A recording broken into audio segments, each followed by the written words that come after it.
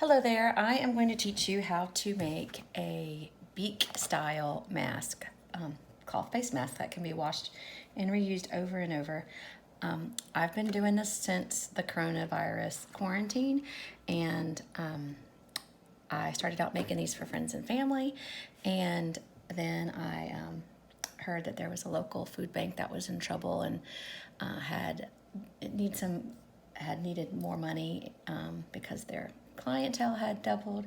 So anyhow, long story short, I set out to make a few $100s, and we ended up making $42,000 so far, and we're still going. So this might take a little bit for me to show you. I make two styles of masks. I make a pleated mask, and then I also make a beak style mask, which is a little bit more fitted. Both of them have 2 layers. I was making 3 layers and people were suffocating, so we switched to 2 layers over the summer, and I'm not sure if we're going to go back to 3 layers or not. Just depends on what people want. I'm happy to make whatever they need.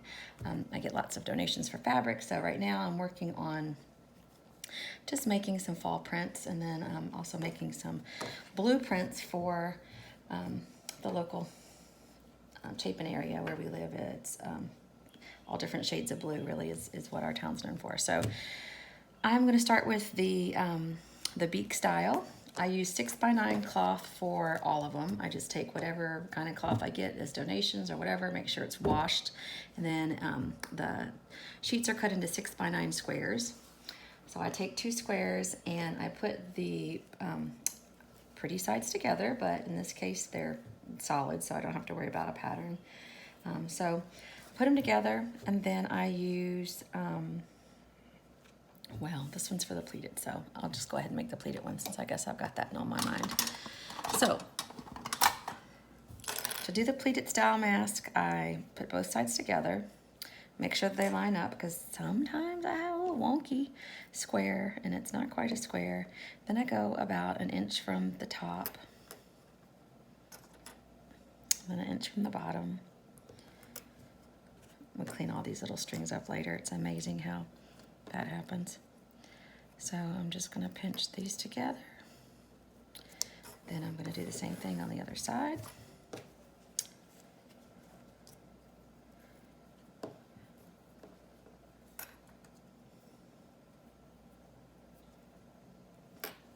And these are the cutest little clips. I had never seen them until I watched a face mask video. So these are all together. So I'm gonna go sew all around these, and then I'm going to pull it through, and then I'm gonna pleat it, and then I'm gonna sew it again, then I'll be done. So when I'm sewing this, it's just gonna be a straight stitch. That's all you have to do. And then you just wanna be sure you leave a hole somewhere. So I like to start here, go all the way around, and then leave a hole here, and then pull it through. So that's what I'm gonna do.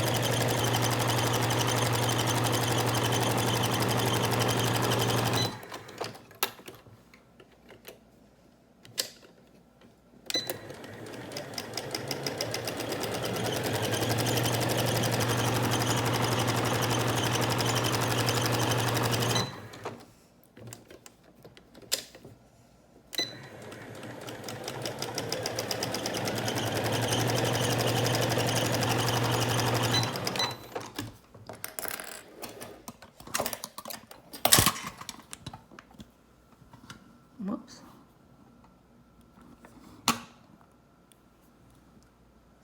Sorry about that. I should have planned on grabbing my scissors.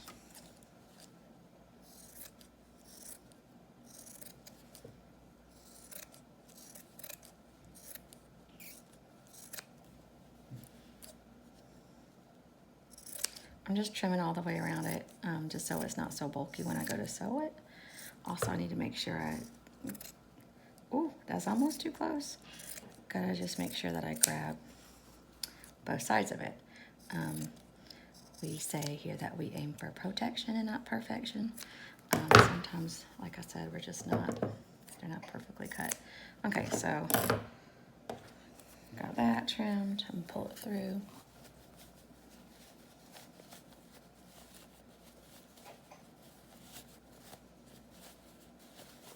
La la la. Tug it. We've been known to, sometimes there's a really short string, or sometimes there's we're missing one, or it didn't quite catch in the seam, and then just poke the corners out a little bit. Now we were just piling them up at this point and then taking them over to the ironing board to iron and pleat, but we have actually gotten really good at just pleating without ironing. So I want to show you how we do that. This one's hard to explain that, so I want to show you. I just go down about 1 inch and then pull it over. And then clip it. And then clip it again. Make sure it's not too wonky. And then I'm going to clip it. And then I'm going to clip it again. And then I'm going to be sure that I get this seam closed up when I go around. Now, if this were a perfect world and I had all day, I would match up the thread to the fabric, but since we're making hundreds of these and we're volunteering our time and materials, we just try to get as many as we can done. So turn around the corner, and this is kind of a tricky part. I keep my fingers on the fabric. Sometimes I lift it up so I don't see a little wrinkle in there.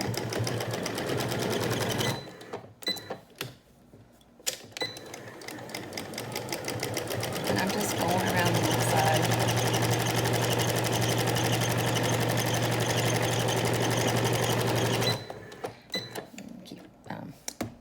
Keeping my needle down, and then I'm turning the fabric. And then I'm picking it up and making sure I got that wrinkle out of the pleat area. And I reverse. And hopefully you can see this. Then I just snip the little edges off, and that is how we do the rectangular pleated mask. The pleated net masks, I find that the guys like these more. And they're 6 inches to cover. They're 6 by 9. Really, women and tweens probably could use 6 by 8 or 6 by 7, but this fits men and women. If it's too long, you can just tie a knot in it, but I think that's just very simple. So I'm going to do the same thing, only I'm going to do a beak style, which is this rounded style. Hopefully this video isn't too long and I haven't lost anybody. So I'm still going to use two layers. Oh my goodness, there's just strings everywhere. That's the story of my life right now.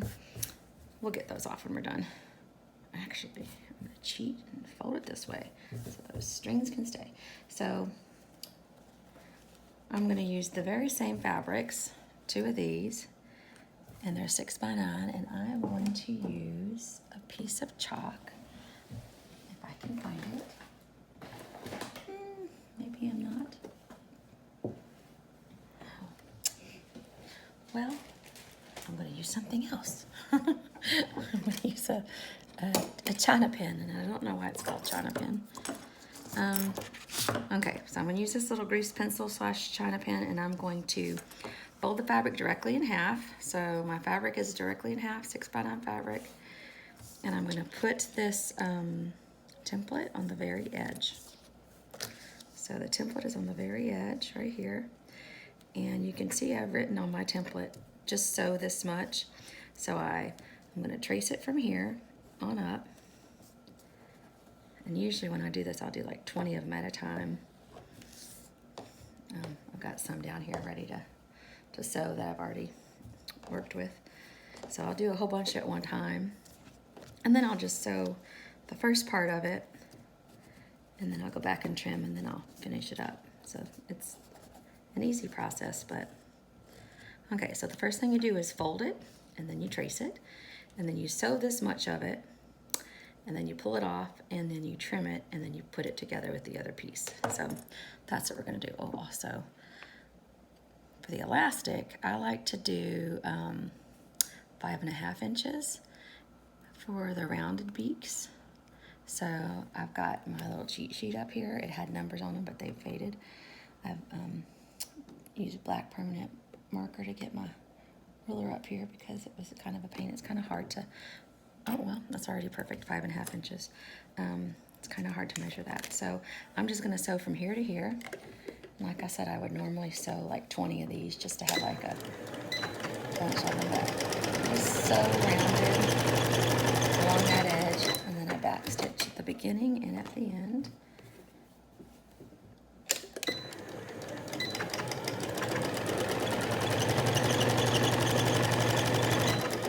Doesn't have to be perfect. It just has to be super close. So I like to sew this part first because you don't want to sew, you don't want to trim it too closely here because it'll come out the little nose part. So I trim that part. I'll go ahead and trim that little chunk off too. And then I match them up together because I want them to be the exact same. I've got a couple different templates and some of them have a bigger arch. As long as you're using 2 pieces from the same template, then you're okay. But this is just something that I traced from somebody else's mask, so I can't say that I made it up, but you know, at this time we just need to share our ideas. Okay, so we've trimmed it off, and this alleviates the need for us to pleat because it's just going to be a more fitted mask, and with this hump sewed here, it's going to kind of pucker out so you have a breathing hole. So what I'm going to do is turn this inside out, and we're going to have the print together, or as I would say, we put the pretty sides together like they're kissing. I don't know why I remember that from my sewing classes, but so we have the 2 outside pieces that are going to actually be the inside pieces. This hump is a little tricky to sew, so I want to be sure that I got it exactly lined up, so I'm going to sew from this side down to this side, just to make sure that it's lined up. And I'm going to pull it. Some fabrics are more stretchy than others.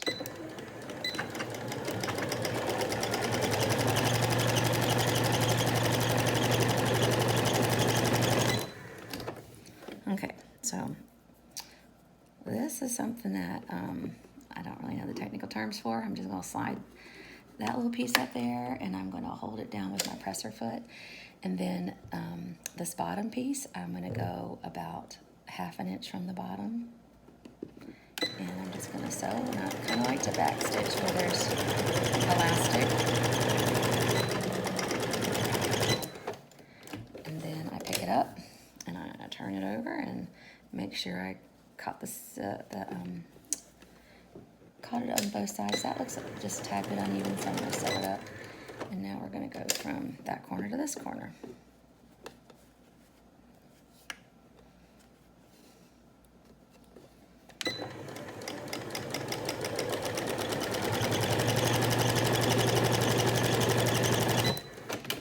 And I'm going to slide the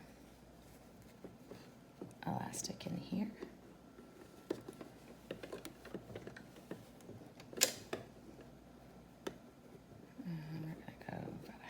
From the bottom. I like to pull it and make sure that there's no gaps. Sometimes there's a gap in. But when you cut it and you trim it at the same time,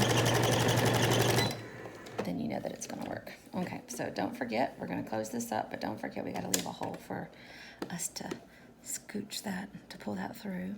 And I don't want to catch that. I have done that before. And back stitch just a little bit.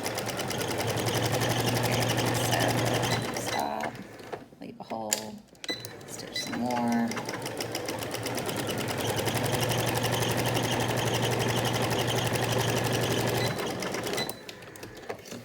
Generally with with these, I don't have to trim as much, which saves me a little bit of time. And I don't have to do the pleats, so that also saves a little bit of time. But then we also have that extra step of that little sewing that little hump, so it's all the same, I guess. And then you just pull it out.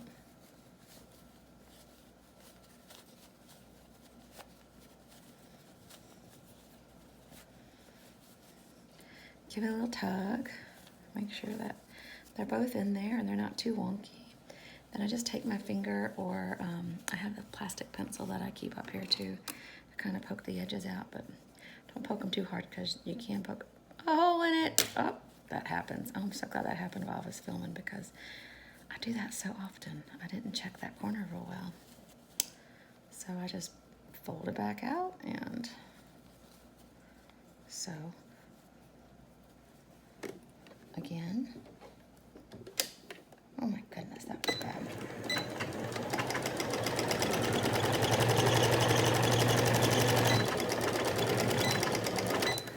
Okay, now that sucker sewed. Trim that a little bit. Pull it through.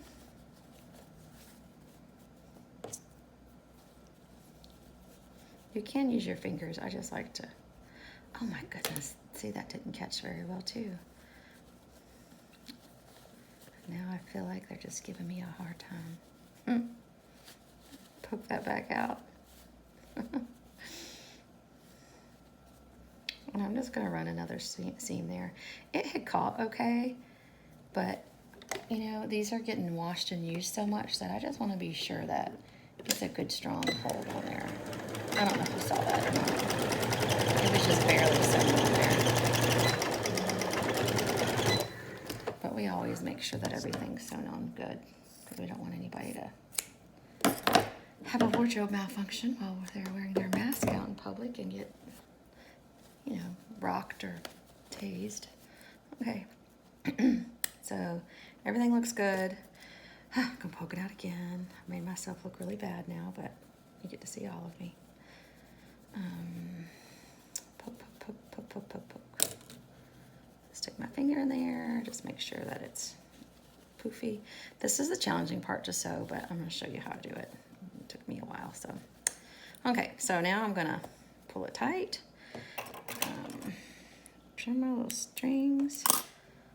When we have my little sewing get-togethers, we have, you know, 4, sometimes just 3, about 4 girls together, and somebody does each step. So they're pulling things out, checking for quality, and then cutting elastic, just doing whatever.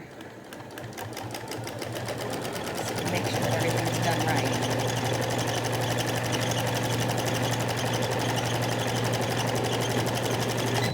This just reinforces the mask and it just helps it hold its shape. I guess technically you don't need to do this, but you've got to close that hole anyways.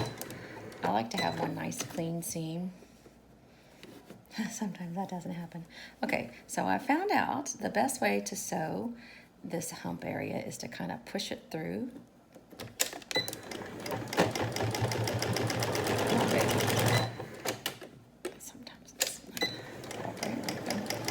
Push it, the hump through towards me. I get to the seam and I kind of just hop over it just a little smidgen. Just another little smidgen. And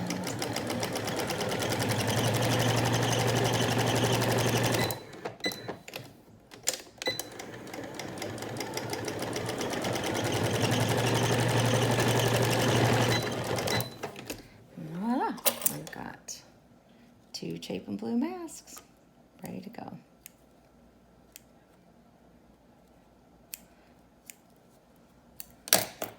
And it's gonna pucker out that little hump that we sewed. Oh, also because of, you know, these masks, I do have 2 layers. So they are by definition reversible. So you can either have the dark blue or you could wear the brighter blue.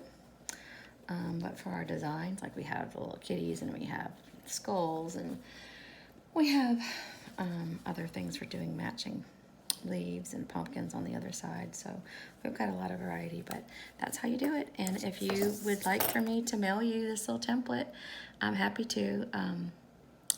It's not hard, it's just a process, and once you do it a couple times, you'll be an expert at it, and you'll be like me and my sister and my neighbor, and we say that we aim for protection and not perfection. So let me know if you have any questions. I'm glad to help.